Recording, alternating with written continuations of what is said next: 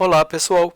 Vamos começar a nossa aula de EQE 487, Controle e Instrumentação de Processos. Eu sou o professor Maurício Bezerra de Souza Júnior, do Departamento de Engenharia Química da Escola de Química da UFRJ, e esse curso está sendo ministrado durante o PLE de 2020. Vou logo colocar um aviso que este é um material de aula da disciplina do PLE, da disciplina EQE 487 do PLE da Escola de Química da UFRJ, e este material destina-se exclusivamente aos alunos da disciplina, sendo proibida a sua reprodução e distribuição. O seu conteúdo é totalmente acadêmico e não tem fins lucrativos. As fontes das figuras e as referências bibliográficas são devidamente citadas ao longo dos slides. Bem, após esse aviso, vamos realmente partir para a aula. Essa, na prática, é a aula 2. Não é a aula 1, foi aquela aula que tivemos na terça-feira, dia 25 de agosto, em que a gente apresentou as regras da disciplina nesse período excepcional, né? Então, também apresentamos o calendário, a ementa da disciplina e a bibliografia. Hoje, a gente vai fazer uma introdução ao controle de processos. Então, como o próprio nome diz, né, a ideia é colocar vocês nesse contexto de controle, né, destacar o que é exatamente o controle, qual a sua importância, como a gente pode tratar dos problemas de controle através de exemplos, né, que eu vou citar aqui. Então, é uma aula inicial para a gente, inclusive, vislumbrar melhor assim como vai ser o próprio curso. Então, nesta introdução, né, começando exatamente o que é o controle de processos, né? Bem, o controle de processos, como diz o texto, ele diz respeito a manter, né, a manutenção de variáveis de processo. Né? No caso de processos químicos, a gente está essencialmente preocupado com variáveis como temperaturas, pressões, vazões, as composições, os processos, os bioprocessos também, né? Então, o controle quer manter essas variáveis que são importantes em um valor de operação desejado, né? Então, você tem uma operação, por exemplo, de uma planta, a gente tem um pedaço de uma planta aí numa figura, vocês observam diversos equipamentos, a gente tem tanque, a gente tem vaso separador, válvulas, trocadores de calor, bombas, vários instrumentos com medições. Pois bem, esse processo, não é como portanto, difícil operar um processo assim integrado, não é? Veja que esse processo tem reciclo, por exemplo. Então, imaginem, num processo industrial, existem possibilidades de variações, né, de distúrbios que podem acontecer, por exemplo, nas condições da matéria-prima, ou você pode ter eventuais falhas nos equipamentos. E a tendência, então, em decorrência desses chamados distúrbios, é tirar os processos das condições melhores para a sua operação. Não é? Então, o controle está ali com o objetivo, não é, de recuperar as melhores condições.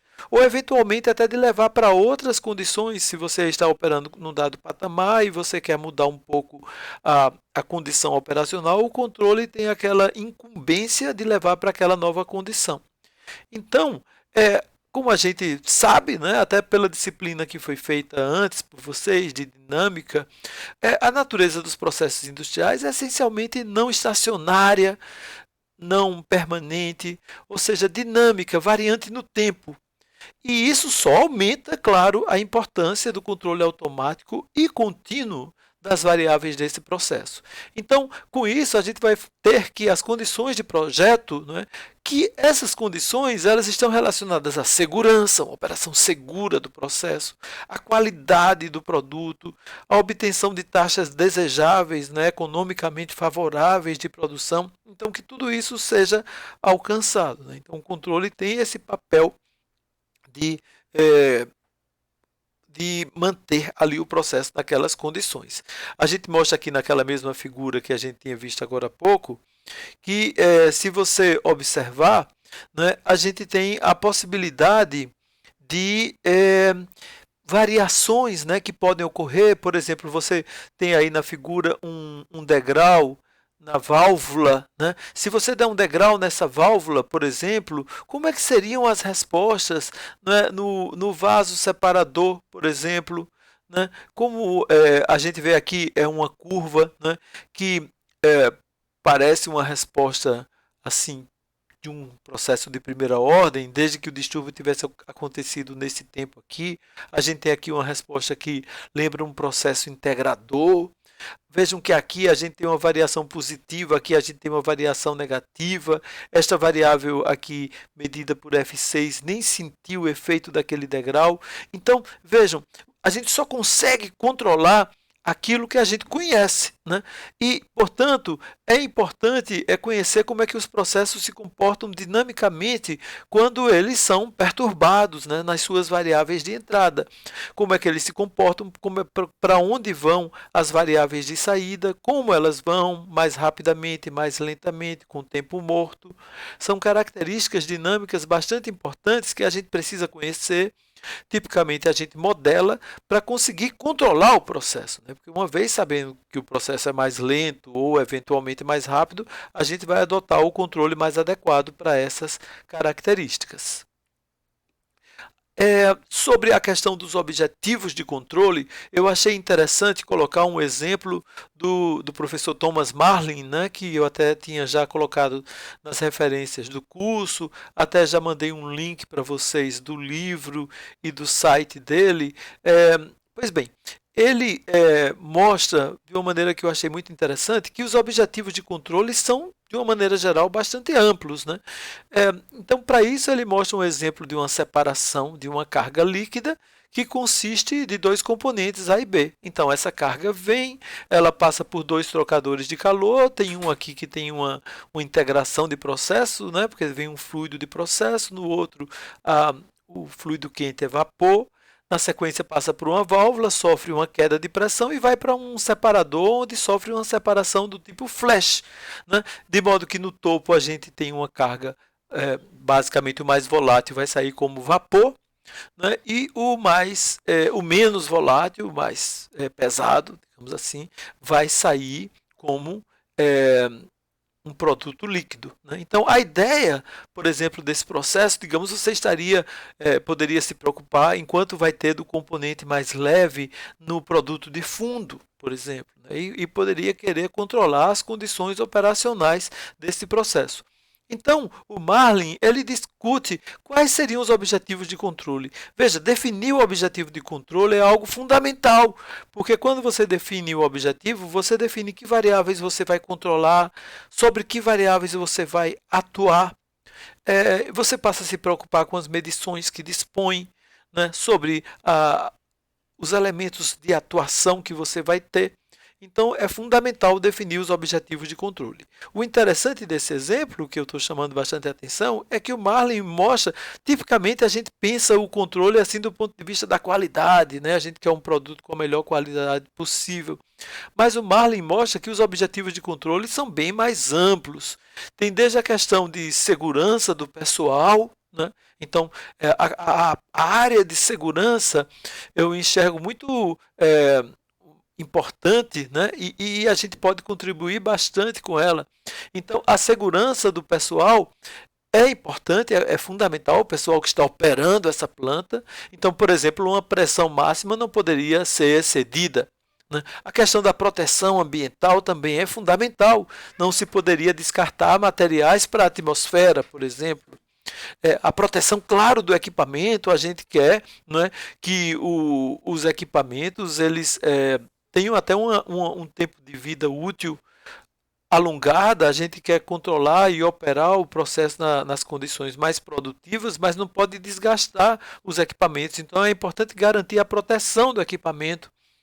Por exemplo, aqui se cita que a vazão através da bomba deve ser maior ou igual ao mínimo.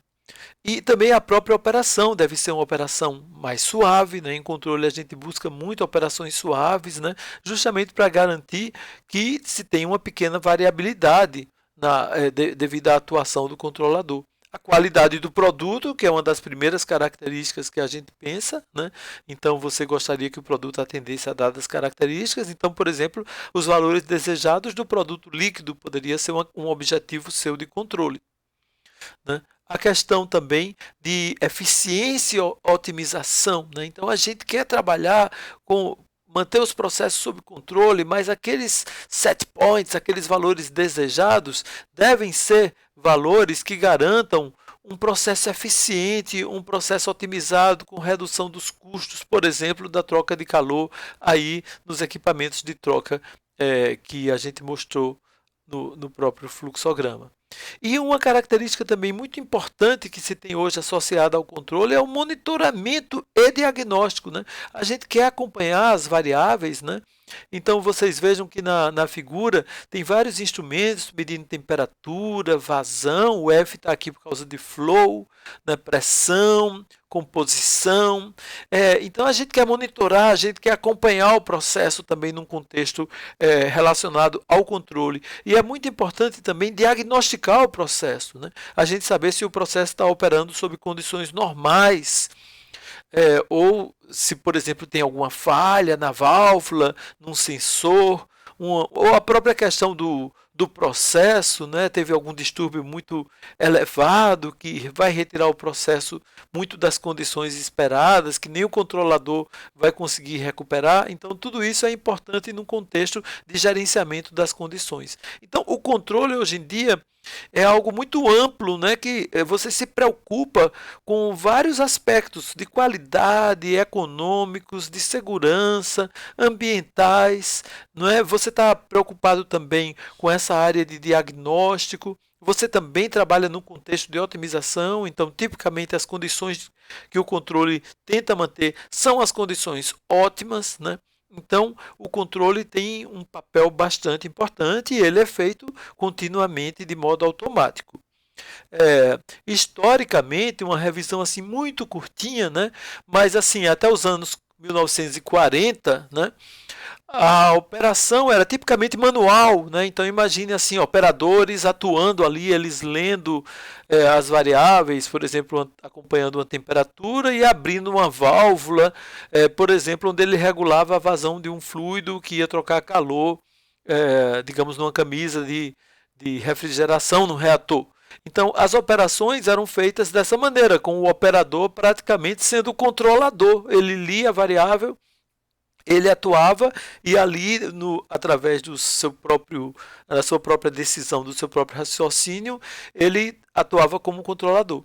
Antigamente também era muito comum nas plantas você ter tanques grandes, assim, antes de um reator, antes de uma coluna de destilação. Esses tanques serviam como buffers assim para amortecer distúrbios, né? E com isso amortecer perturbações, variações maiores. Quando você passava por aquele tanque, você conseguia suavizar. Então funcionava ali como um filtro, como um tampão. Mas hoje em dia isso é impensável, né? Porque dependendo do processo, né, você não tem espaço para, nas suas unidades industriais, colocar tanques ali, né, digamos, com esse fim. Além do mais que esses tanques, eles afetam o inventário também de material, né? Então, tem um valor aí associado a isso. E até interessante que o pessoal fala em plataformas offshore, por exemplo, o espaço é mínimo, né? O metro quadrado nessas plataformas é caríssimo, assim, muito mais caro do que, digamos assim, num bairro nobre do Rio de Janeiro, tipo Leblon, digamos assim. É até uma brincadeira que as pessoas falam que é um metro quadrado caríssimo. Então, tem pouquíssimo espaço, você não pode se dar esse luxo de ter tanques ali para amortecer distúrbios, né? Então, a ideia é reduzir ao máximo o espaço. Para vocês terem uma ideia, uma outra aplicação, por exemplo, eu já vi aplicações até nessa área de petróleo também, em que o pessoal faz mistura de por exemplo, correntes para obter, por exemplo, um diesel, né, num processo de refino com dadas características. Então, existe até uma intenção de não precisar fazer isso em tanque, né, para acumular aquele material em tanque, ter aquele inventário ali acumulado. A ideia era fazer a mistura em linha e já mandar para o cliente. Então, a tendência hoje em dia é realmente evitar esses tanques grandes do começo, assim, 80 anos atrás, né, nos processos. O processo, o controle de processo, mais e mais, passou a ter, digamos, a participação dos próprios engenheiros químicos, que são aqueles que né, têm um conhecimento maior do processo. Então, eles começaram perdão, a aplicar os conceitos de análise dinâmica, né, mais ou menos como nós fizemos no curso de modelagem, analisar a estabilidade de processos e a própria teoria de controle aos processos industriais para escolher os controladores, projetar os controladores. A partir dos anos 1970, né, com a crise do petróleo e o aumento dos preços dos combustíveis e da energia de uma maneira geral, os processos ficaram mais integrados, né, com mais integração energética e, por consequência, mais complexos, com maiores interações, tornando o controle mais difícil desses processos. Né?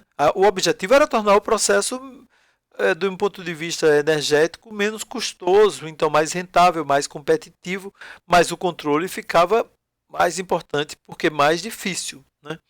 Então, também a partir dos anos 70 ocorreu aí o advento dos computadores digitais, né?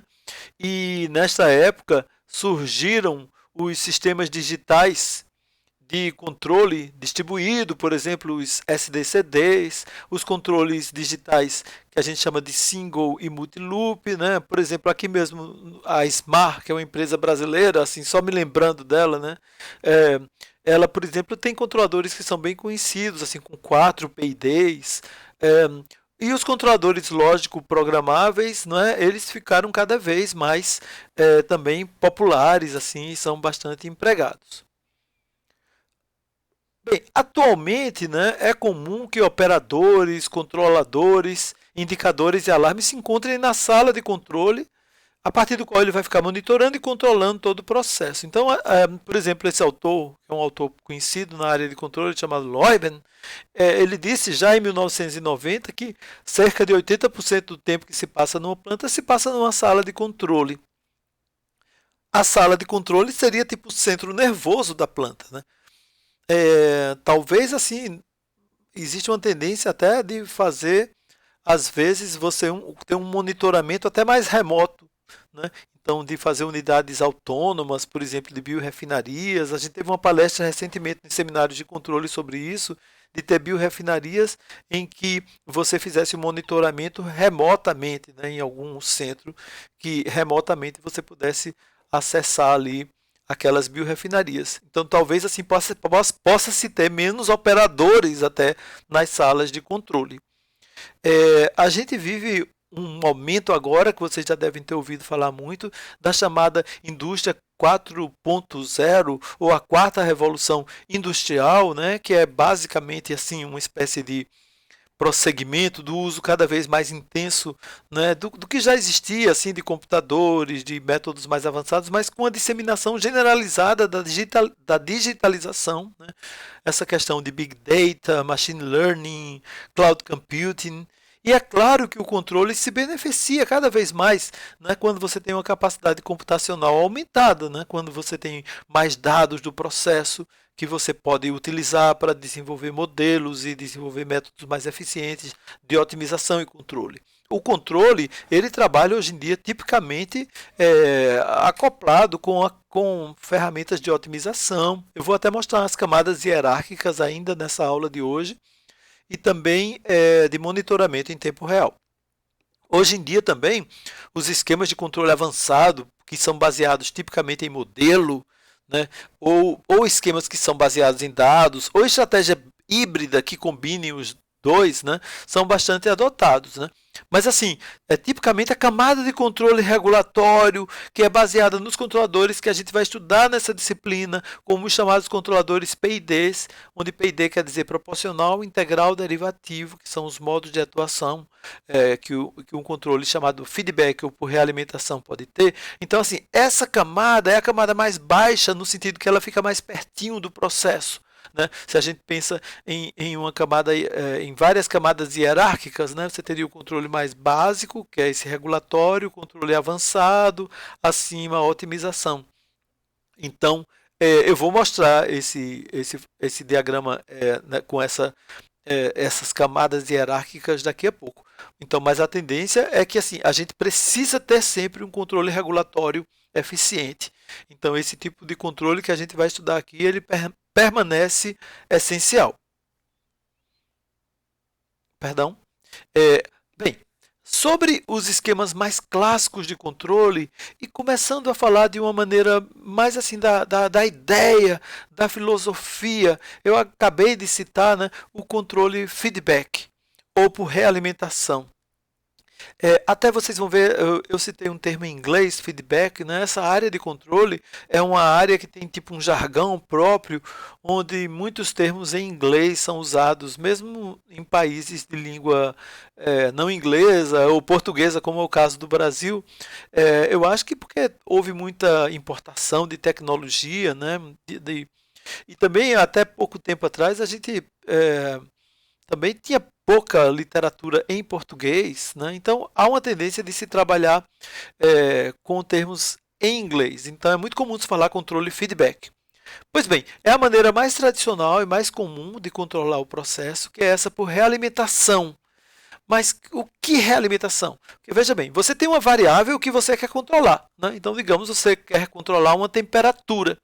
Então, para você controlar a temperatura de um dado processo, esse controle parte da premissa que você tem que ter uma medição daquela variável, ok? Então, você mede essa variável, envia essa informação, transmite essa informação para o controlador, e esse controlador ele vai ter uma informação que foi passada tipicamente por um operador, né, ou pode ser por outro controlador, numa camada mais alta, do valor desejado que se queria para aquela temperatura. Ora, que valor desejado? Aquilo que a gente conversou agora há pouco, o que torna o processo mais seguro, mais rentável. Então, digamos, você mediu a temperatura que o seu processo está exibindo, comparou com o set point, não teve erro, né? Então, o que é que você faz? O controlador ele mantém a atuação dele. Então, ele posiciona, quer dizer, mantém posicionada a abertura, por exemplo, de uma válvula na posição que já estava. Mas se tiver erro, ele precisa atuar. Então, ele pode, por exemplo, digamos, se a temperatura está acima do set point, ele precisaria baixar.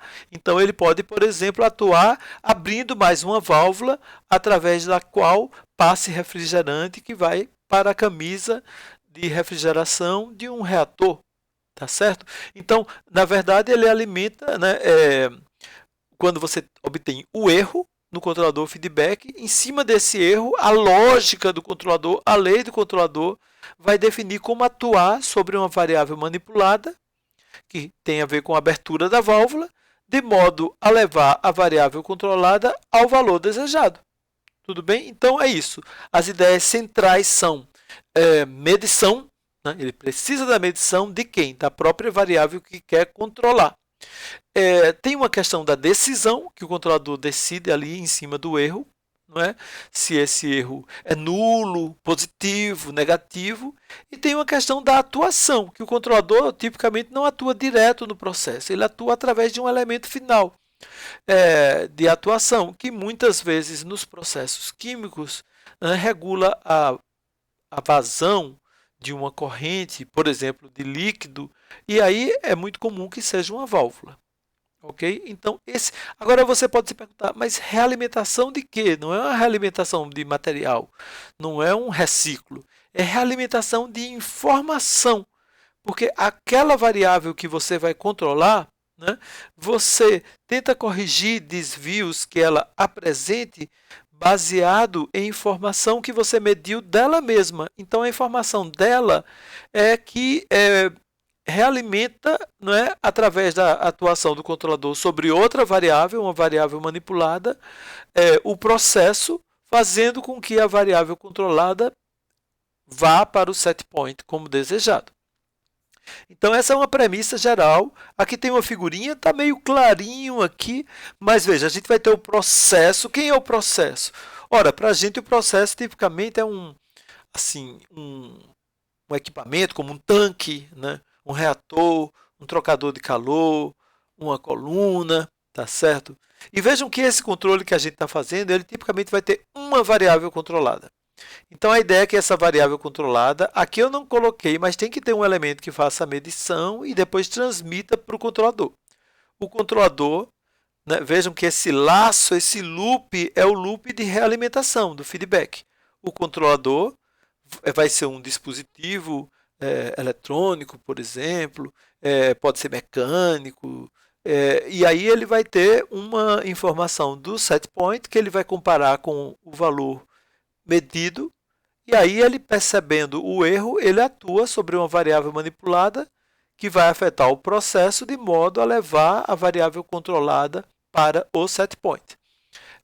Percebam que a gente pode ter perturbações, não é? Ou seja, pode ter distúrbios, é outro nome que a gente pode dar, variáveis de entrada que não são manipuladas e que podem afetar o processo, afastando da variável controlada. Uma outra estrutura é uma estrutura chamada feed-forward, ou seja, por antecipação. A ideia é assim, se eu tenho perturbações que afetam o processo, tirando do set point, o que é que eu posso fazer? Em vez de medir a variável controlada e perceber que ela foi afetada pelo distúrbio e só aí atuar, eu faço uma atuação por antecipação. Eu meço a perturbação assim que ela entra no processo. Eu vejo se aquela, por exemplo, uma temperatura de entrada, eu vejo se ela saiu da condição típica dela, né? E aí com essa mudança eu faço alguns cálculos, tipicamente quero dizer, o controlador feed-forward, eu faço, portanto, o controlador feed-forward faz esses cálculos e decide qual correção que ele tem que fazer na variável de entrada, a variável manipulada, para manter a variável controlada no set point. Então, vejam, aqui, se a gente tem o controlador feed-forward, né, e aqui o processo, a figura ficou um pouquinho clara, a figura do processo, né, e o processo está submetido a distúrbios. Os distúrbios são entradas não manipuladas que podem fazer com que a controlada saia do set point. Então, o controlador feed-forward ele vai precisar de uma medição do próprio distúrbio e não da variável controlada, não é? E aí ele pode ter a informação do set point, faz os cálculos dele e calcula como atuar sobre o processo para manter a variável controlada no set point. Percebam então que tem uma diferença fundamental, porque nesse esquema feed-forward você não mede a variável controlada.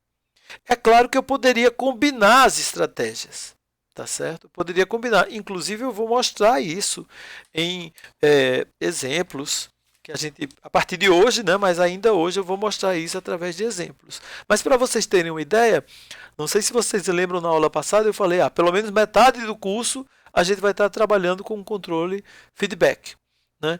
E depois a gente vai estudar o controle feed-forward e vai estudar controle em cascata, que são vários feedback em cascata. Hoje eu vou mostrar uma ilustração já disso. É claro que por enquanto são ilustrações mais conceituais, que a gente depois vai ter que fazer cálculos, projetos, né? A gente vai ter que, por exemplo, supondo um controlador feedback, a gente vai ter que, porque um feedback vai atuar na variável manipulada, mas ele pode atuar, por exemplo, ele pode abrir uma válvula, ele pode abrir de uma maneira mais suave ou mais rigorosa. Qual o efeito disso do processo, né? Qual o efeito de uma atuação brusca? Qual seria a melhor forma de atuar? Mais bruscamente, mais suavemente, entenderam? Então a gente tem que projetar em função das características do processo, a gente tem que projetar o controlador, né? E também tem que projetar o elemento de medida, tem que projetar a válvula adequadas para compor essa malha de controle. Então, eu vou mostrar um exemplo. O enunciado está um pouco grande, né? Mas vocês vão poder voltar outras vezes e ver com detalhes o que eu vou falar aqui, que é o controle de um forno pré-aquecedor. Então, como eu falei, é um enunciado muito grande, é um enunciado... Eu fiz questão de colocar esse exemplo porque eu acho esse exemplo excelente. Ele é do livro do Organic Array, que é outro livro que eu citei já nas referências e tem no final também dessa aula a citação. Tem a citação aqui e tem a referência completa no final dos slides dessa aula. Então, por exemplo, eu vou mostrar ali, né, mas a ideia é que você tem um forno pré-aquecedor Então você vai ter uma carga de petróleo, uma carga de óleo, que vai ser aquecida nesse forno através do contato indireto com gases quentes provenientes da combustão de um gás combustível. Né? Então, é um contato indireto, né? Você vai ter aqui passando pelos tubos a carga de petróleo e aqui por fora você vai ter os gases quentes da combustão. Olha só, o que é que vai acontecer? A gente vai discutir então detalhes desse processo, né? Tipicamente esse óleo vem de tanques e a ideia é justamente que esse óleo aquecido, daqui ele iria para uma coluna, tipo aquela coluna fracionadora típica, onde você vai ter a separação por pontos conforme a volatilidade, né, dos componentes ali da mistura, eles vão sendo separados, os cortes vão sendo obtidos, os mais pesados vão ficando no fundo da coluna e os mais leves vão se concentrando no topo. Então, a ideia é essa, é um forno, né, onde passa uma carga de petróleo que vai ser aquecida com a queima de um gás quente. Claro que você vai precisar do ar para a queima. Esse óleo, a carga vem de tanques. No exemplo, supõe que existam 3 tanques e você daqui, esse óleo aquecido vai para uma coluna. Né? Vocês veem que tem alguns instrumentozinhos, né? A gente está usando aqui a nomenclatura TT, por exemplo. Né? Então, basicamente, a gente vai falar outras vezes disso, né? Mas a primeira letrinha, ela denota a variável, no caso a temperatura, e a segunda é um transmissor. Então, aqui seria um transmissor de temperatura. Aqui, por exemplo, seria só um indicador de temperatura, aqui um transmissor DF, no caso está no lugar de vazão, é porque a terminologia considera as variáveis escritas em inglês. Né? Então, eu vou voltar ainda para essa figura, mas eu já queria ir mostrando para vocês, porque a Organic e Ray, eles projetaram um sistema de controle para um forno que entrega o óleo, né, a uma temperatura de set point. Então, a ideia, o objetivo ali, tem a ver você colocar a temperatura num set point. Esse set point tem a ver com você querer operar a coluna de destilação que vem depois nas melhores condições operacionais possíveis. Então, a carga que sai desse forno deveria sair numa temperatura de set point.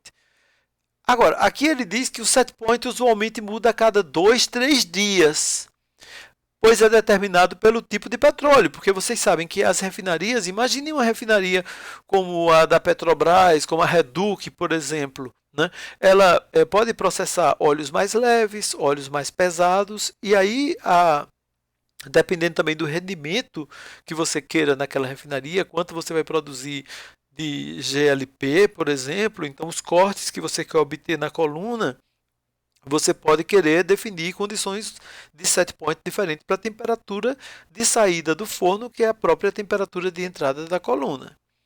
Tudo bem? Então, a ideia já está ficando claro, não é? É controlar a temperatura na saída do forno, porque essa saída vai para uma coluna de destilação e é importante que vá no valor desejado, set point. Só que a vazão de óleo, ela sofre variações, ela pode diminuir, aumentar, porque ela é definida externamente pela fracionadora. Então, a fracionadora, você vai querer uma dada carga, e aí isso define a vazão que tem que ir para a fracionadora. Então, para o nosso processo, isso é um distúrbio, né? Isso vai afetar o nosso processo. Esse óleo é aquecido através da troca indireta de calor com gases quentes provenientes da queima de um combustível, como eu já tinha falado. Só que tem um detalhe, que a pressão de suprimento de combustível, tá, ela pode se alterar, pode flutuar, tá certo? Admita que esse combustível seja gás natural e que ele vá para vários outros processos dentro da sua refinaria. Então, essa utilização, né, que pode começar a usar mais, usar no outro equipamento, sofrer variações, portanto, no suprimento desse combustível que vai ser queimado lá. Tá certo? O combustível que eu estou falando aqui é o que vai ser queimado para gerar os gases quentes que vão trocar calor lá com o seu óleo. Né? A capacidade calorífica também pode se alterar. A proporção ali dos gases que compõem o gás natural, você pode ter flutuações também. Então, isso afetará, claro, o calor que vai ser cedido ali devido à queima. Então, vejam, aqui eu tenho o ar que vai entrar e aqui o gás combustível. O que eu estou dizendo aqui é que a pressão, essa pressão PF de fornecimento do gás pode variar. E o poder calorífico, lambda-F do gás, também podem variar. Vejam que outra variável aqui é a vazão volumétrica de gás, que é QF.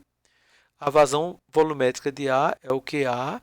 A carga do petróleo vem numa dada vazão F de oil. Aqui a temperatura T na entrada, Tin. Aqui a gente tem a vazão do óleo na saída, que a gente vai considerar que é igual na entrada e na saída. E aqui tem a temperatura de saída, né, que deveria estar no set point, que está sendo medida, né?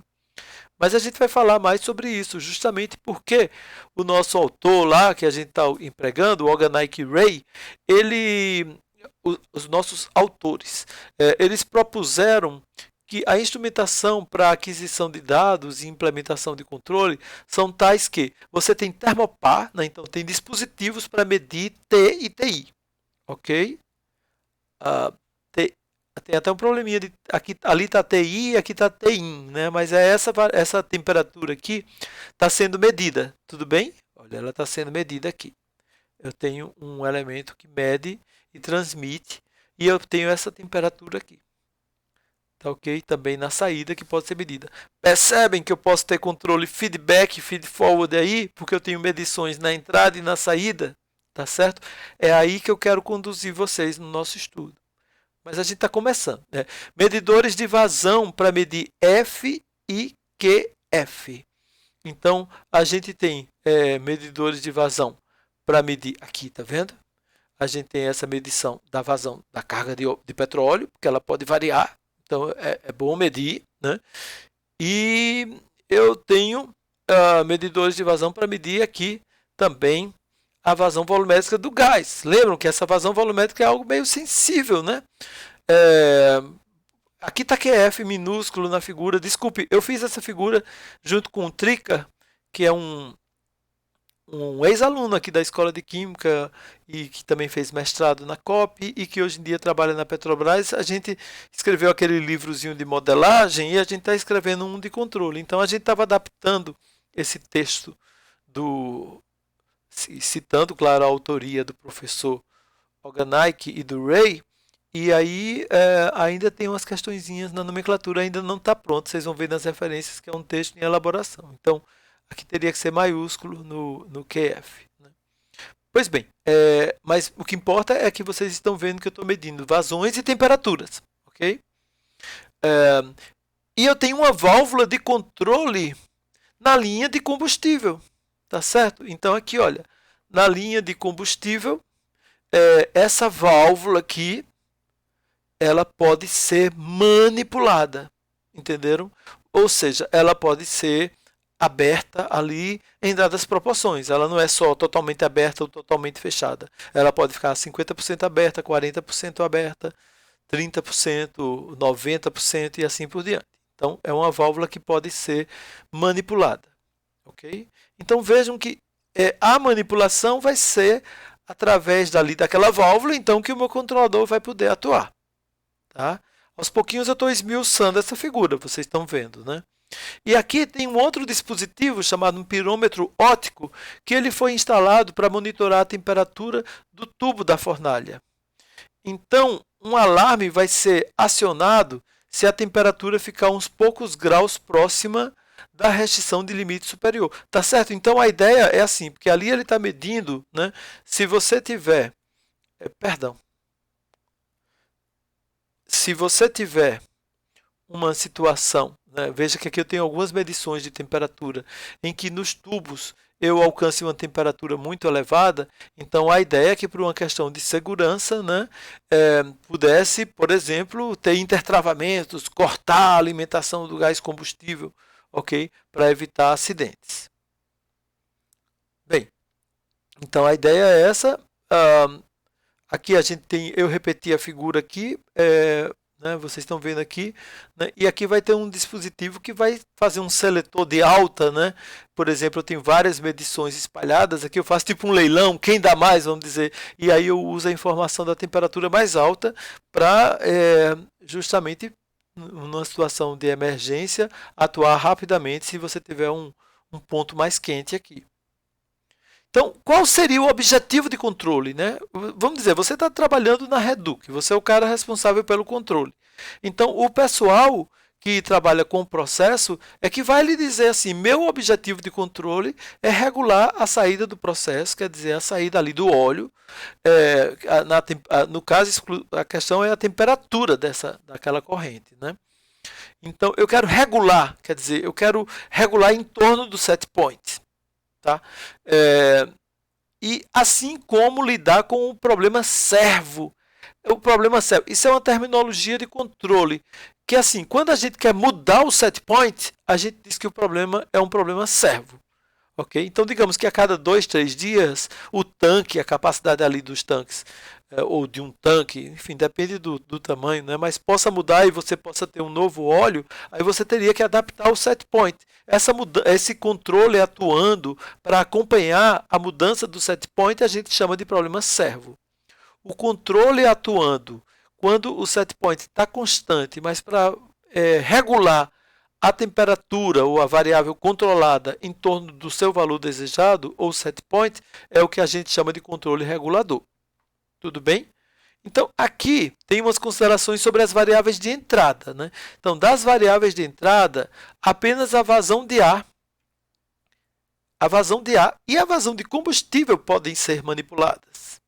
Mas lembra que eu tinha dito que tem uma válvula manipulada na vazão de combustível. Porque usualmente o que eles fazem é que a vazão de ar é pré-estabelecida. E aí você apenas muda, neste exemplo, a vazão de combustível quando necessária. Então você pode, por exemplo, aumentar ou diminuir a vazão de combustível. E assim a principal variável manipulada seria a razão ar-combustível. Tá certo? Então você afeta ali o oxigênio, por exemplo, em excesso que você vai ter. Então, essas são as condições que os autores propuseram, mas esses autores eles propuseram tentando simular uma condição real numa refinaria. O pessoal da refinaria teria te dito, eu tenho esse processo, com essa instrumentação, com esse objetivo de controle, com essas variáveis que eu posso atuar, tá certo? Com essas características, e eu quero que você aí me proponha um controle. Você que é um engenheiro de controle. Né? Por engenheiro de controle, eu não quero dizer necessariamente que seria um engenheiro de controle e automação. Pode ser um engenheiro químico que está nesse papel. Então, nesse caso, as variáveis para o sistema de controle, elas podem ser classificadas, tá, pessoal? E a gente vai adotar essa terminologia. Então, a variável controlada é aquela variável que eu quero controlar. Né? Então, seria a temperatura de saída. No caso que ela vai ter o set point que eu vou chamar T de SP, ele tem um limite superior de restrição da temperatura dos tubos, que é Tmax. A variável manipulada a gente viu, né? Aqui é quase que uma recapitulação e dentro de uma classificação. Então, a variável manipulada seria a razão a combustível, mas sendo que apenas a vazão de combustível é alterada. E distúrbios são as entradas que não são manipuladas. Vocês entenderam? O controlador vai atuar em uma variável. Né? Então, ele vai atuar ali na válvula de gás. Mas outras variáveis, tipo a temperatura de entrada, a vazão do óleo, a pressão de fornecimento do combustível, o poder calorífico, vão variar, são entradas, vão afetar o processo, vão tirar o processo eventualmente do set point. Ok? Então, por isso elas são chamadas de distúrbios. Okay? Ou perturbações, depende como a literatura traduz, né? Em inglês eles chamam disturbance, tá? Mas basicamente é isso, é uma entrada que não é manipulada pelo controlador. E a gente está fazendo um esquema de controle que é uma entrada e uma saída aqui, tá? É um controle mais básico. Então eu estou controlando uma variável manipulando outra. Então vejam que se eu tenho várias outras variáveis de entrada e elas podem se alterar, elas vão ser potenciais distúrbios. E distúrbios, então, estão ali afetando o processo e tornando mais difícil o seu controle. Então, se fossem vocês, os engenheiros de controle, o que é que vocês iam propor? Né? Entenderam? É essa a ideia da discussão aqui. Porque, digamos, ora, eu tenho a temperatura aqui na saída, não é? Então, pelo conceito que a gente viu do controle feedback, essa temperatura na saída é a variável que eu quero controlar. No feedback, a gente viu que a gente mede essa variável. Então, eu poderia usar essa medição, informar para um controlador feedback, e o controlador feedback atuava aqui. Entenderam? Então, por exemplo, se essa temperatura estivesse, digamos, abaixo do valor desejado, abaixo do set point, né? E o que é que poderia fazer ali abaixo? Ora, uma variação na temperatura de entrada que tivesse caído também, ou uma variação na vazão de óleo que tivesse aumentado, tá certo? Então, isso tudo poderia fazer com que eu saísse do set point. Então, o controlador poderia medir, na verdade, o controlador não mede, né? Ele usa a medição e, em função desse valor, ele atuava aqui na minha válvula. Eu vou mostrar um fluxograma com isso, tá? Mas é que eu estou discutindo as ideias por enquanto. Se eu fosse fazer um controlador puramente feed-forward, eu poderia usar, por exemplo, se a vazão é que estivesse sendo o distúrbio mais frequente, eu poderia usar essa informação aqui já para atuar aqui corrigindo. Tudo bem? Ou se fosse a temperatura, eu poderia fazer outro feed-forward. Tá? Então, justamente diante desse objetivo de controle, os autores propuseram um esquema de controle combinado, feedback mais feed-forward. E eu vou mostrar isso no diagrama PNI.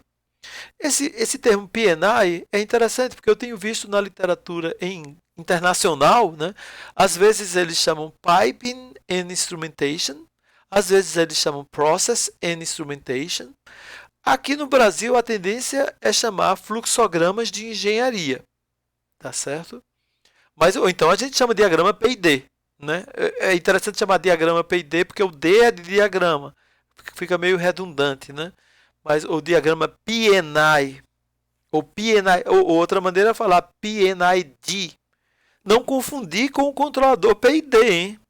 Que, né, tem as letrinhas aí, também P, I e D, né? Mas nesse caso é o diagrama. O que é esse diagrama? Ele vai mostrar o processo com aqueles instrumentos que são usados no controle, nas medições.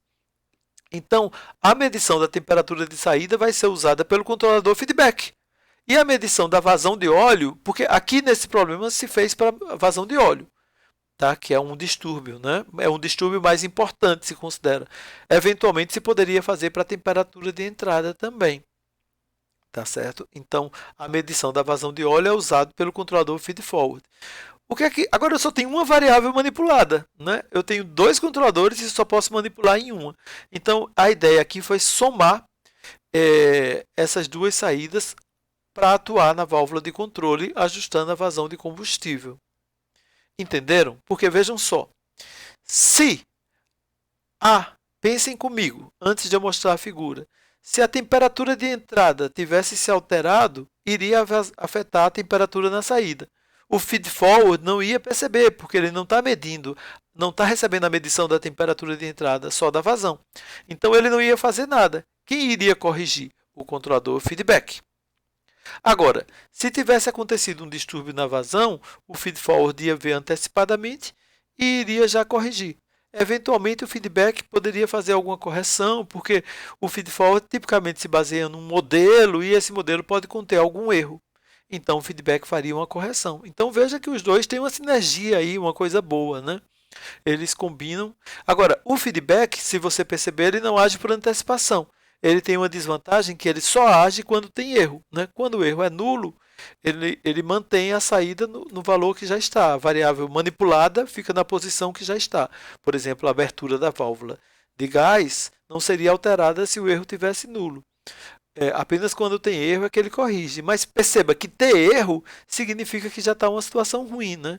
Porque significa que a temperatura de saída do forno já estava fora do set point, já ia ter afetado a coluna, e a coluna fracionadora numa refinaria, ela tem correntes que vão para vários elementos ali da planta, né, para o FCC, para outros reatores, né, de conversão, e aí ia bagunçar um pouquinho a refinaria, né? Então, veja que é como as coisas são integradas. Ok? Então, a ideia dos nossos autores lá foi usar a combinação dessas duas abordagens, buscando compensar rapidamente o efeito do distúrbio do aumento de vazão de carga, como eu falei, pelo uso da abordagem feed-forward, e ao mesmo tempo, pelo uso da abordagem feedback, corrigir desvios na variável controlada devido à variação na temperatura de entrada ou imperfeições do modelo do controlador feed-forward. Exatamente o texto que eu tinha falado, mas é que vocês podem depois reler com calma sempre que quiserem esse slide. Então aqui a figura do diagrama PNI, lembram? E aqui o que é que a gente tem? Olha, tá vendo? A gente tem a medição de temperatura e a transmissão que informa para o controlador. Esse controlador é um controlador o quê? Esse I aqui é porque a gente tem temperature, que é a variável temperatura, o I está como indicador, indicator, e o C é de controller, ok? E aí o que é que está acontecendo? Entre o set point aqui, né, ele vai sair, ele poderia atuar diretamente na válvula, mas é que tem uns detalhezinhos aqui, né, porque esse controle está mais sofisticado, né? Tá certo? Mas vocês entenderam que aqui eu tenho um controle feedback, tá ok? De temperatura. Aqui, olha, eu tenho o transmissor, tá certo? Aqui eu tenho justamente um indicador e aqui eu tenho o controlador de vazão. As saídas dos dois estão somando e iriam atuar na válvula. O problema é que ele ainda está atuando, se vocês perceberem, sobre outro controlador, um controlador de vazão. Então, esses dois esquemas que eu acabei de mencionar, eles estão aí numa figura um pouquinho mais sofisticada, porque ele poderia eventualmente atuar direto na válvula de gás. Mas não está fazendo isso, ele está atuando sobre outro controlador, que é um controlador de vazão, percebem? Por que isso? Bem, e que nome se poderia dar a essa situação? É controle em cascata, tá certo? Porque a saída de controladores estão atuando sobre outro, né, em cascata. É apenas pelo seguinte, pessoal, devido às características desse processo. Digamos que o controlador feedback e o feed-forward, ou a junção dos dois, atuassem abrindo essa válvula. Abrir a válvula numa dada posição aqui não garante a vazão de gás desejada, porque justamente a pressão com que o gás combustível está chegando nesse processo industrial, né, numa situação realista, ela flutua. Então, ora ela pode aumentar, ora ela pode diminuir. Então, você vai ter uma vazão aqui que não é necessariamente a esperada quando eu posiciono a válvula, por exemplo, na metade, porque está chegando aqui gás com uma pressão que flutua. Entenderam? É como você abrir a torneira na sua casa e você abrir totalmente e, eventualmente, por uma questão de está faltando água, não sair água nenhuma, né? Então, a pressão com que está chegando o gás combustível aqui, ela afeta essa vazão que eu vou ter. Então, o que é que ele faz? Ele coloca um controlador aqui para garantir que eu vou ter a vazão desejada. Então, na verdade, a saída desse meu esquema feedback mais feed-forward é o set point para esse controlador aqui, me diz qual o valor que eu gostaria de ter de vazão, então ele fica reposicionando a válvula de combustível, ele fica reposicionando aqui em função de eventuais flutuações na entrada para garantir a vazão desejada. Então vejam que esquemas interessantes e que exemplo rico, né? Porque aqui eu vou ter só apenas a possibilidade de um intertravamento, tá? Então ele vai ficar meio fora da nossa análise. Mas aqui o que a gente tem é o controle. Digamos, se você quisesse, poderia ter feito só esse controle feedback aqui. Tudo bem? Então, e ele poderia atuar direto na válvula. Eu apagava isso aqui, né? Apagava isso aqui e atuava direto na válvula. Mas ele já sofisticou fazendo a combinação com o feed-forward. Então, somou os dois e poderia atuar direto da válvula. Então, não teria esse elemento aqui. Mas, como tem o problema do processo, que a pressão de suprimento do gás combustível pode flutuar, então, para garantir que a vazão do combustível fosse aqui a desejada, ele colocou um controlador ali aninhado, né? Veja que ele está aninhadinho aqui, está aqui dentro, né? Um controle em cascata. Então, esse esquema, né? Esse controle aqui, ele é chamado às vezes, no jargão mais antigo, ele é chamado de controle escravo, como se ele obedecesse ao mestre, que era esse controle de fora, que diz a posição que deveria ter. É uma nomenclatura um pouco ruim, a gente pode conversar um pouco depois, porque às vezes você tem vários controladores em série. Então eu prefiro chamar assim os controladores primários, e aqui seria um esquema de controle secundário, mais um esquema de controle em cascata. Mas vocês percebem que então aqui a gente tem um exemplo nessa primeira aula, mas né, contendo conteúdo, porque a gente teve a outra de regras, vamos dizer assim, mas a gente já vê aqui exemplos de feedback, feed-forward e controle cascata. Né? Aí vocês vão dizer, mas e aí no resto do curso a gente vai ver o quê? Na verdade, no resto do curso a gente vai ver exatamente isso. Porque a gente vai ver, por exemplo, eu vou ter que saber, né, primeiro, definir os objetivos de controle. Então, eu vou ter que entender dos processos, saber modelá-los, entender como eles funcionam. Né? Que isso não é apenas assim um conhecimento que a gente vai adquirir nessa disciplina. Né? É algo que a gente está trazendo já com o nosso conhecimento prévio.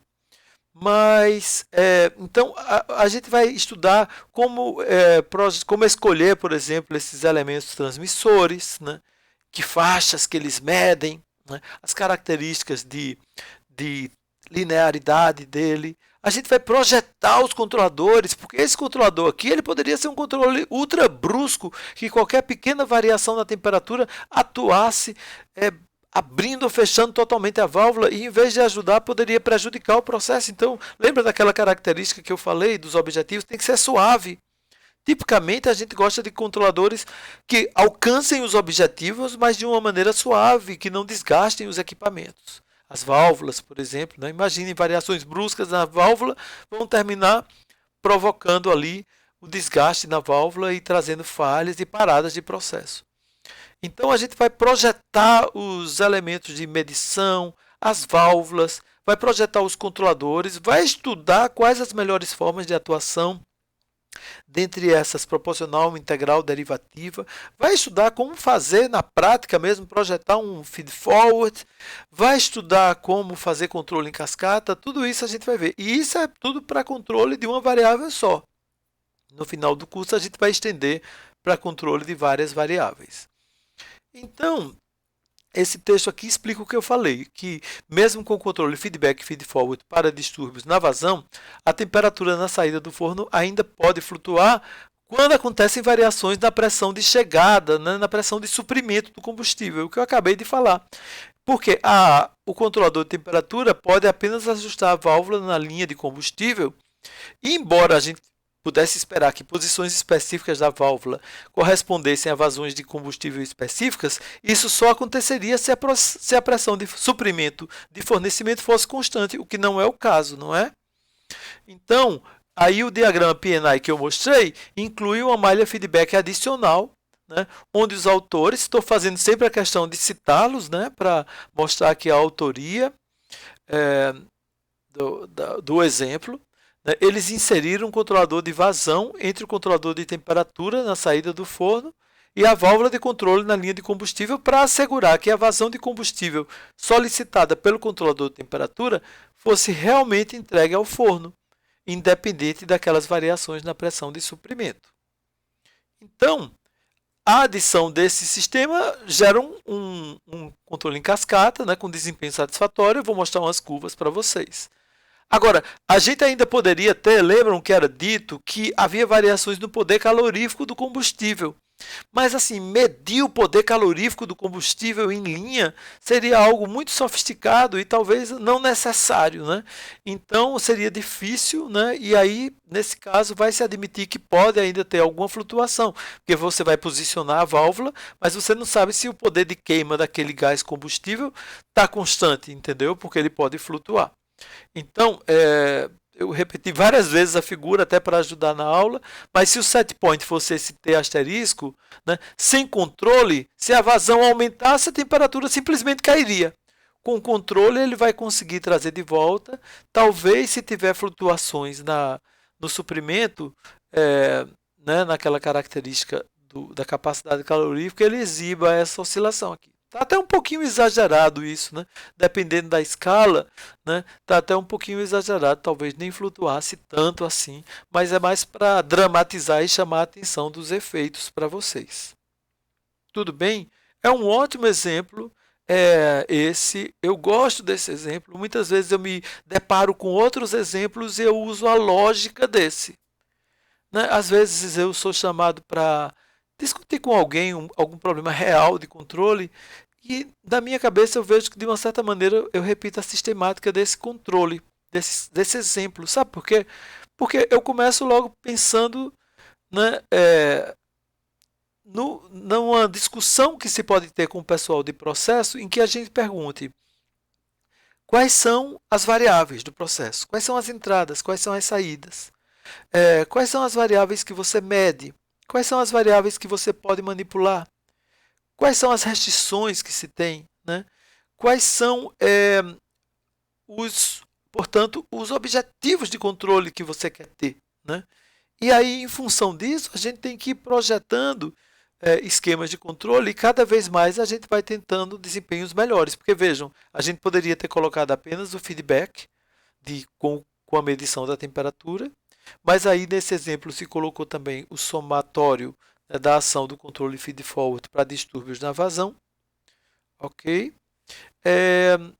E ainda depois se colocou em cascata com controle de vazão. Então a ideia foi ter desempenhos cada vez melhores.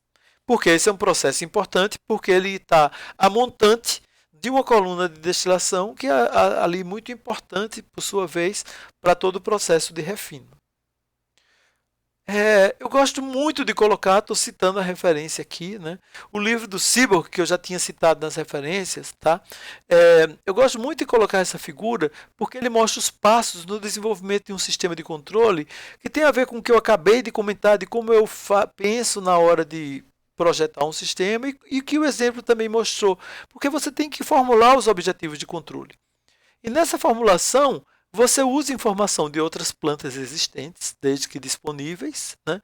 E também objetivos gerenciais. Hoje em dia, como eu falei para vocês na primeira conversa que a gente teve, modelo de processo é fundamental. Né? Então, a gente usa dados de plantas que estão disponíveis. A tendência é cada vez mais ter, tá? Porque hoje em dia a gente tem Plant Information, que são historiadores de processo, que estão ali sempre salvando os dados do processo. Então, a gente fica com muitos arquivos com os dados de processo que eu posso usar para desenvolver modelos baseados em dados. Posso usar os princípios fundamentais físico-químicos para desenvolver modelos baseados nas equações fundamentais, portanto, os modelos fenomenológicos baseados em equações algébrico-diferenciais. Posso usar simulação, né? Então eu posso usar um Simulink, eu posso usar o Enzo, que é um simulador desenvolvido também aqui na UFRJ, o Aspen, para poder entender como é que o processo funciona e aí propor a estratégia de controle usando a teoria de controle, de novo usando experiência com outras plantas, de novo usando simulação computacional. É claro que depois desses primeiros passos, né, vejam que no exemplo anterior a gente nem falou de modelo porque era um exemplo muito simples e o pessoal da refinaria não tinha planta, não tinha modelo da planta. Era um dos pressupostos lá da discussão do Organic Array. Né? Mas aqui, se você tem, né, eu vejo o pessoal que trabalha em empresas de projetos, muitas vezes não existe um modelo da planta, o pessoal costuma fazer um modelo antes de desenvolver o sistema de controle para poder ter um simulador e poder testar as diferentes estratégias de controle. Você tem que selecionar o hardware e o software de controle. É claro que aí entra a informação do vendedor, não é? Porque a gente não confecciona, né? A gente escolhe ali em função dos projetos o que a gente vai usar de válvula, de um medidor de temperatura, a medição de pressão, etc. Finalmente a gente instala o sistema de controle e sintoniza o controlador. Vocês vão ver que esse modo proporcional, integral, derivativo, eles têm sintonia. Eu posso sintonizar o modo proporcional, o modo integral, o modo derivativo. Finalmente eu chego ao sistema de controle final. Né? Vejam que ele usou essas elipses aqui para as chamadas atividades de engenharia, né? Que são basicamente a formulação dos objetivos, a modelagem, a escolha da estratégia de controle, a seleção do hardware, a instalação e a sintonia. Mas muitas questões aqui vêm de bases de informação, informações de outras plantas, o conhecimento que você tenha de controle do processo, os dados, o que você vai ter de informação da simulação, né? Eventualmente outras equipes fazem a simulação, né? Eu vejo no Simples, por exemplo, na Petrobras, eles têm o Petrox que fazem simulação. Até uma curiosidade é que o Petrox ele nasceu também na UFRJ, né, através de uma dissertação de mestrado, orientada há uns 30 anos atrás pelo professor Raja Gopal, talvez alguns de vocês conheçam, que fez esse trabalho, que orientou esse trabalho. Bem, pessoal, eu queria que vocês lessem depois com calma alguns desses termos, porque tem uma terminologia muito própria, né? A questão de dinâmica você já sabe, né? O comportamento dependente do tempo. Estabilidade. A estabilidade a gente vai definir no sentido que em inglês eles chamam de BIBO, ou seja, Bounded Input, Bounded Output. Ou seja, para uma entrada limitada, né, se você der um degrau, a saída deveria ser limitada para um processo estável. Né? Um processo instável, por exemplo, se você tiver um processo do tipo integrador e der um degrau na entrada, vocês devem lembrar isso de modelagem, ela cresce, né? A saída cresce como uma rampa, então seria instável. Esses conceitos de estabilidade a gente vai estudar bastante, porque um esquema de controle não pode instabilizar o processo. Então a garantia a priori é manter a estabilidade. A questão das variáveis manipuladas é fundamental, né? Aquelas que às vezes a gente chama VM, aquelas que podem mudar de modo a controlar a planta. Na próxima aula eu já vou começar a escrever equações aqui, e aí essas variáveis vão aparecer. As variáveis controladas, que, por exemplo, o pessoal às vezes chama de PV, Process Variables, são aquelas que se tenta manter tão constante quanto possíveis, né? Aí seria o controle regulador, tá certo? Ou você quer seguir uma trajetória no tempo, é quando o set point muda, então é o controle servo. Set point é o valor desejado da variável controlada. Existem variáveis não controladas, né? Por exemplo, se você tem no reator uma saída, você está controlando a temperatura, pode ser que você não esteja controlando a composição necessariamente. E as variáveis de perturbação ou distúrbios, ou ainda cargas, são as entradas de processos que não podem ser manipuladas. Então elas são definidas por outras partes, pelo que tem a montante daquela tua unidade que você está tentando controlar, né? Então, a ideia é que o sistema de controle seja capaz de manter a planta sob controle, apesar das perturbações, né? Então, o processo fica ali sob controle.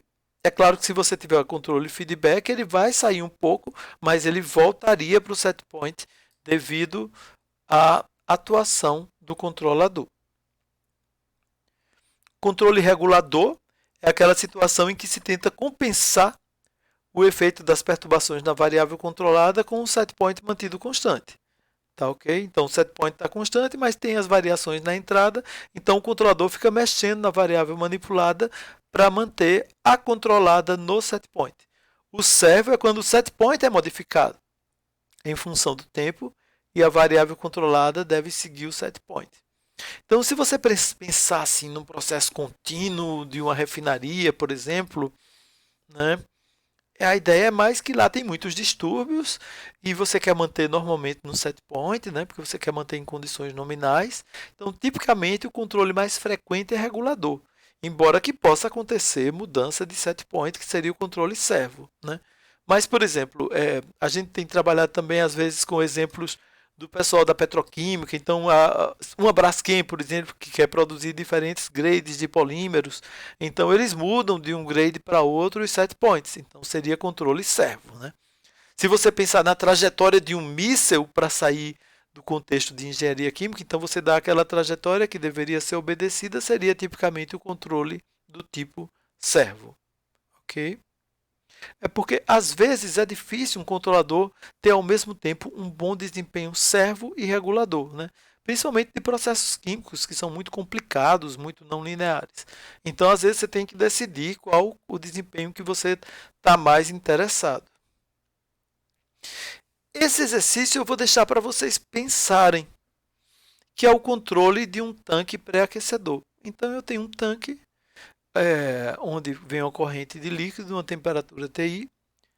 Esse tanque tem ali um hold-up, né, um acúmulo, um volume constante. Ele está recebendo calor de um elemento aquecedor. Pode ser uma serpentina, onde passa vapor. Pode ser um aquecedor elétrico. Vamos admitir que ele tem um agitador que mantém essa temperatura constante. Tá? Uma mistura perfeita. Então, qualquer elementozinho do líquido ali vai estar na mesma temperatura. Então, está entrando vazão máxima W, está saindo W, de modo que o volume fica constante. Então, digamos que você queira controlar a temperatura de saída do tanque. Eu queria que você discutisse, pensasse, fizesse até diagramas PI, poderia ser meio grosseiro ainda por enquanto, né? Mas vocês já aprenderam alguns termos, TT para o transmissor de temperatura, TC para o controlador de temperatura. Pois bem, eu queria que vocês pensassem, será que vocês poderiam propor uma estratégia, já que o objetivo é esse, controlar a temperatura de saída, uma estratégia feedback aqui?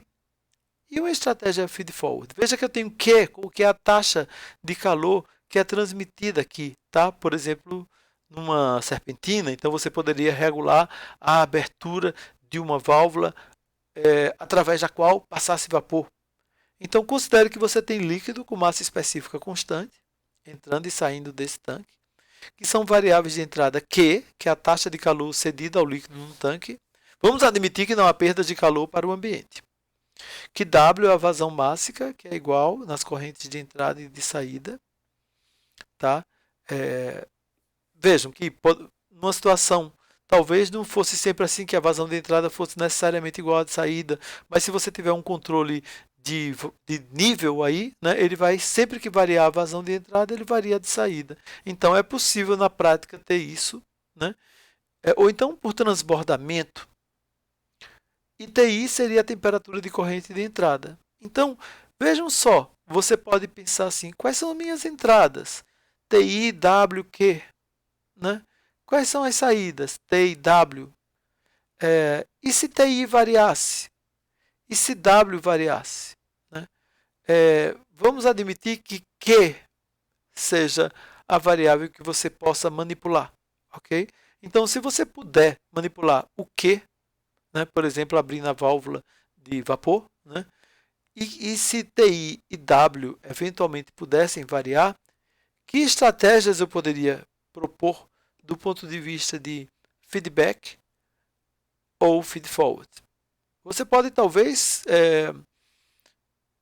porque veja que o problema pode ficar mais complexo de você já ter dois controles associados a dois distúrbios. Né? Então, você pode supor que, por exemplo, TI varia pouco e W que é um distúrbio mais recorrente, que seria mais importante cuidar dos distúrbios associados a W, ou ao contrário. Tá? Então, é um exercício para você pensar, discutir as estratégias de controle possíveis. Você pode pensar isso, a gente vai voltar a esse exemplo com certeza, mas eu queria que você já fosse aí amadurecimento, num processo de amadurecimento.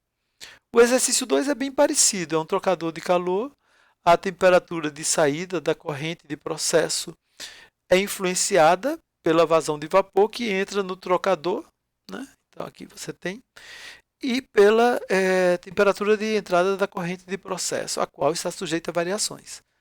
A vazão de vapor está também sujeita a flutuações erráticas, parece com o problema que a gente acabou de estudar, né? Induzidas pela sua pressão de fornecimento, que muda de forma não previsível e não é medida.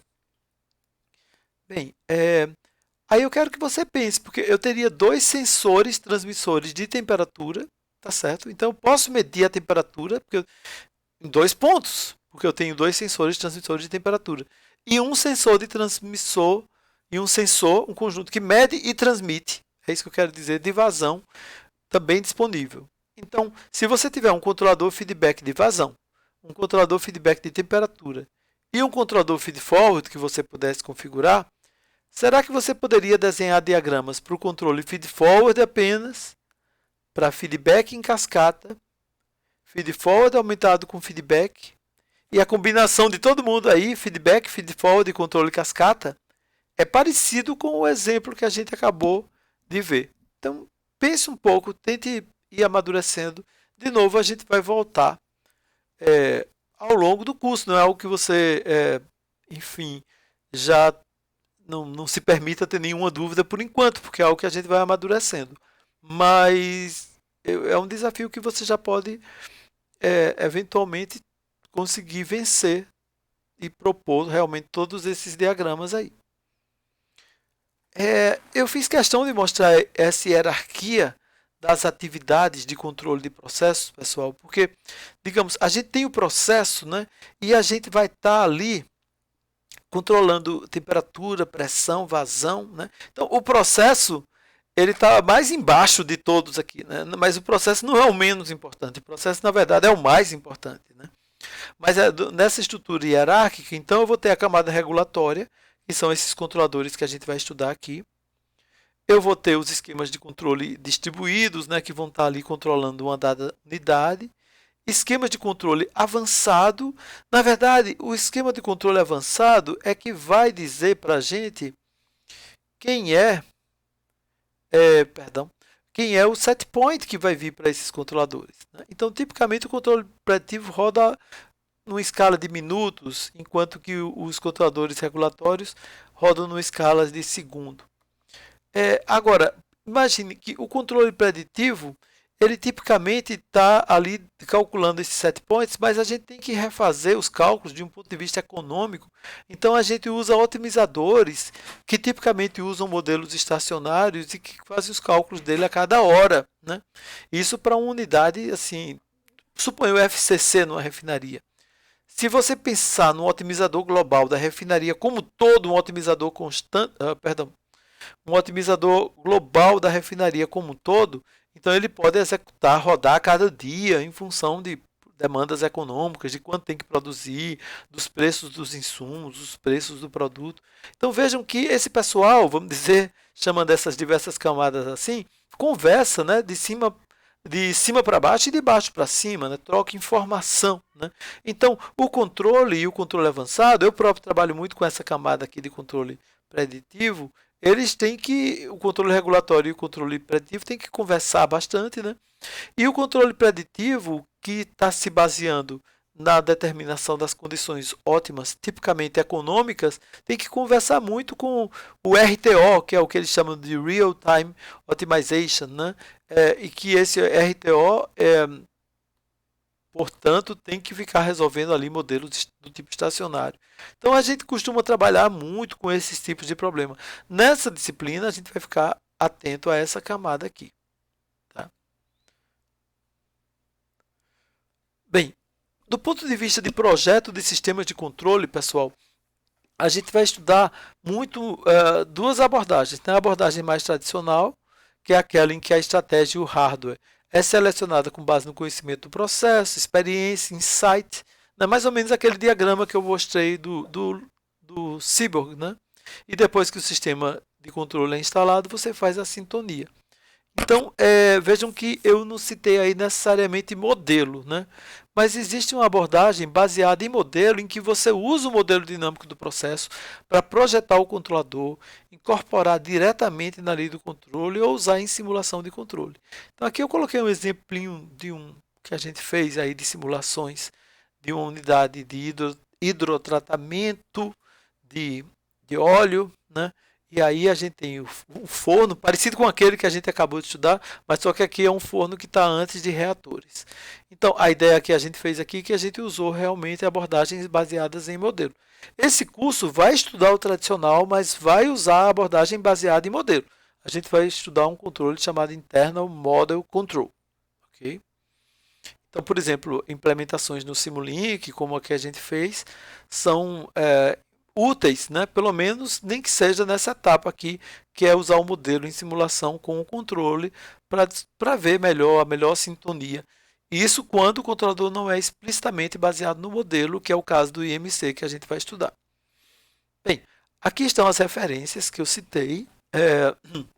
Estou sempre tomando cuidado de toda figura que eu uso, né? Embora essa seja uma aula, não é um material que vai ser publicado, não é um material que vai ser vendido, longe disso, não tem nenhum fim comercial, é totalmente acadêmico, como eu falei logo naquele aviso preliminar, mas as referências todas que eu citei lá na frente eu coloco completa aqui.